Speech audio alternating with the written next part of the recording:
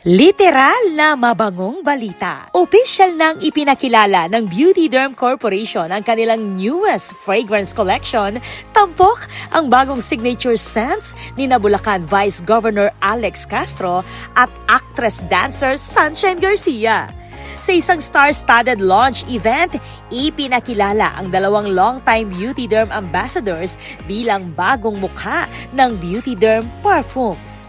Matagal ng bahagi ng Beauty Derm family sina Alex at Sunshine at naging saksi sa paglago ng nasabing beauty and wellness brand.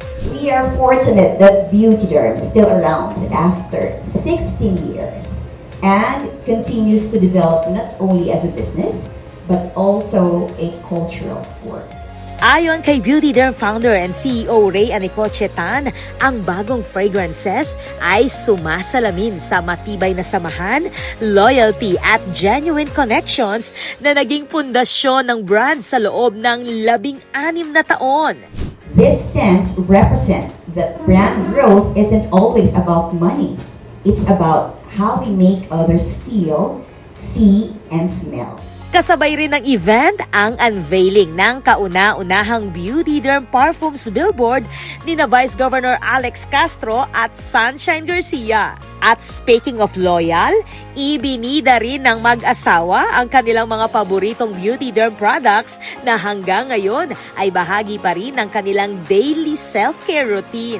Ako, hindi pwede mawala yung Snail Collagen, yung Blanc Pro na Milky Body Wash, yung June na facial wash, oatmeal. Yung pag naglilinis ako, merong air freshener ang sinama Ate Ray, yung sa Beauty Derm, na pag in-spray mo siya, cherry yung tamis, yung pagkatapos mo maglinis, pagod ka, pagkatapos mo maligo, tapos nakita mo siya,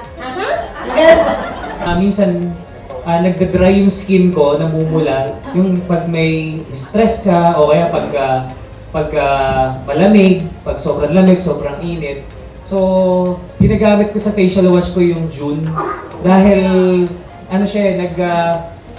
mild lang siya tapos nag-moisturize siya ng face. Dumalo rin sa event ang mga celebrities na sina Sanya Lopez, Glidel Mercado, Kakay Bautista, Kit Kat, DJ Jai Ho, Ace Jan Espinosa, former volleyball player Kat Roselis, at iba pang Beauty Derm ambassadors.